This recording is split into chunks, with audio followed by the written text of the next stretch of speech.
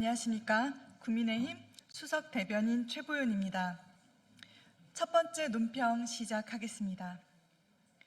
이재명 정부의 11.5 부동산 대책은 투기와의 전쟁이 아니라 서민과의 전쟁입니다.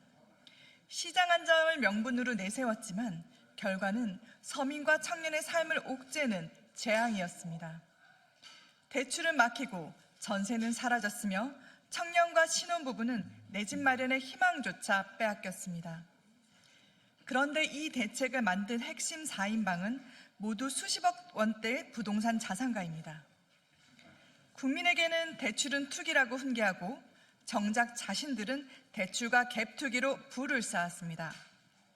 이들이 바로 11.5 부동산 재앙 4인방입니다. 특히 이재명 대통령의 부동산 책사로 불린 이상경 국토부 1차관은 배우자 명의로 갭투자를 통해 6억 원 넘는 시세 차익을 챙겼습니다. 그런 사람이 국민에게 집값이 떨어지면 그때 사라고 말했습니다. 갭투자 금지 대책을 만든 당사자가 갭투자 수혜자였다니 이보다 뻔뻔한 일이 어디에 있겠습니까? 더 가관인 것은 그 뒤에 대리사과 쇼입니다. 민주당 지도부가 차관의 발언에 대신 사과하며 민심 수습에 나섰지만 국민 분노는 이미 폭발했습니다. 차관의 말 한마디가 아니라 그 말을 가능하게 만든 정권의 오만과 위선이 문제이기 때문입니다. 이재명 대통령이 직접 사과해도 모자랄 일입니다.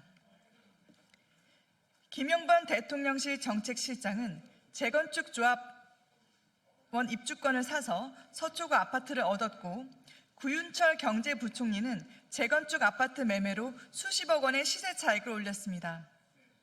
이혁원 금융위원장도 대출과 갭투자로 같은 아파트를 샀습니다. 이들이 과연 누구를 위한 부동산 정책을 만들었습니까? 국민에게 절제와 희생을 요구하면서 자신들은 예외가 되는 나라, 그것이 바로 이재명 정권의 부동산 대책입니다. 여기에 보유세 인상을 둘러싼 당전대의 엇박자까지 겹치며 시장 불안은 더욱 커지고 있습니다. 구윤철 부총리와 김용범 정책실장이 보유세 강화를 언급하자 민주당은 공식 입장은 없다고 했고 진성중 의원 등은 인상 필요성을 주장하고 있습니다. 이재명 대통령은 세금으로 집값을 잡지 않겠다고 했지만 당정대가 서로 다른 메시지를 내며 시장 혼란만 키우고 있습니다. 국민의 우라통이 터지고 있습니다. 내로남불과 위선으로 얼룩진 부동산 4인방, 더는 자리에 둘 이유가 없습니다. 이재명 대통령은 즉각 해임을 결단하십시오. 부동산 정체의 신뢰 회복은 국민을 속인 정책 위반자들의 퇴진에서 시작됩니다. 다음 논평 이어가겠습니다. 사법부를 향한 민주당의 전방위적 겁박이 갈수록 가관입니다. 정청래 민주당 대표는 어제 조희대 대법원장에게 사법부를 이끌 수장으로서 이미 자격이 없다며 거치 결단을 촉구했습니다. 이어 민주당의 판검사가 법령을 부당하게 적용하는 경우 처벌하겠다는 법 왜곡죄의 도입도 지시했습니다. 대법관 증원 속도전, 4심제 논란의 재판 소원, 법관 파면제 도입 검토도 모자라 이런 회개한 법까지 만들겠다며 비이성적인 폭주를 하는 이유는 단 하나입니다. 삼권 분립을 흔들고 사법체계를 누더기로 만들어 12개 혐의로 5개 재판을 받고 있는 피고인 신분 대통령의 죄를 대놓고 없애겠다는 것입니다.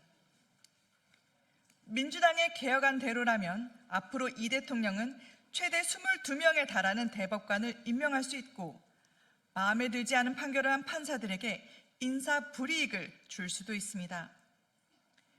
향후 모든 재판은 법이 아닌 정치의 눈치를 보며 권력자의 뜻대로 결정짓게 될 것입니다. 이런 나쁜 선례가 만들어진다면 대한민국은 더 이상 법치국가라고 할 수 없을 것입니다. 지금 국민들은 입법권, 행정권 장악에 이어 사법권까지 쥐락펴락하는 거대 여당의 폭거를 매우 심각하게 바라보고 있습니다. 오죽하면 문형배 전 헌법재판소장 권한대행도 타협과 평가, 실행의 피드백 없이 단기간에 대법관을 대폭 늘리는 것은 사법부 독립과 제도에 대한 신뢰를 해칠 위험이 있다고 경고했겠습니까? 개혁이라는 미명 하에 공론화 과정도 수기도 없이 오직 한 사람을 위해 정도와 동떨어진 법안을 밀어붙이는 민주당이 이러고도 국민의 공감과 지지를 얻을 수 있다고 생각한다면 그것은 국민 조롱이자 오만입니다. 역사는 민주주의 국가들의 독재 회귀가 사법부 공격에서 시작되었다는 것을 보여주고 있습니다. 국민의힘은 대한민국이 베네수엘라 헝가리의 길을 가도록 좌시하지 않을 것입니다. 국민의힘은 사법부를 자신의 발 아래 두며 개인 로펌으로 만들겠다는 이재명 대통령의 야욕과 민주당의 행패를 저지하고 국민과 함께 헌정 질서의 근간인 사법 삼권 분립을 지켜내겠습니다. 다음 논평 이어가겠습니다. 이재명 대통령이 불법 겸직으로 중징계를 받은 인사를 대통령실 보건복지비서관으로 임명한 사실이 국회 보건복지위 국정감사에서 드러났습니다. 임준 보건복지비서관은 서울시립대 보건대학원 교수 시절 국립중앙의료원 공공보건의료지원센터장을 겸직하며 지방공무원법 제48조 성실의무, 제50조 직장이탈금지, 제56조 겸직금지를 위반했습니다. 겸직 허가 없이 근무하며 급여를 중복 수령했고 이후 허가를 받은 뒤에도 허용기준 2배 이상을 근무하며 약 3억 원의 급여를 챙겼다는 보도도 있습니다. 보건복지부 감사 결과 국립중앙의료원은 부적정 인사로 기관 경고를 받았고 서울시립대학교 징계위원회는 임 비서관에게 정직 1개월의 중징계를 내렸습니다. 명백한 불법 겸직이자 공직기강 위반입니다. 징계 전력 하나쯤 있어야 자리를 얻는 게 이재명 대통령실의 인사 원칙입니까? 대통령실의 해명은 더 가관입니다.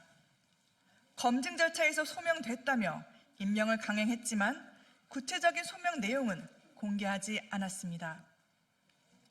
인사검증 강화를 약속한 지 한 달도 안 돼 우리 편이면 괜찮다는 내로남불 인사가 또다시 반복되고 있습니다.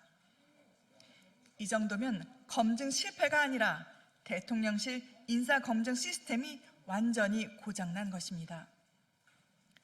도덕성도 기준도 필터도 작동하지 않는 인사검증 시스템. 이것이 바로 이재명식 국정 운영의 민낯입니다. 흠결이 드러난 인사를 공공의료정책의 정점에 앉히는 것은 국민을 기만하고 공직사회의 기강을 송두리째 무너뜨리는 일입니다. 대통령실이 하자투성이 인사로 채워지고 있습니다. 임준 비서관은 스스로 거취를 명확히 해야 합니다. 국민의힘은 국회 운영위 국정감사에서 무너진 대통령실 인사검증 시스템을 철저히 검증하겠습니다. 금일 논평 마치겠습니다. 감사합니다.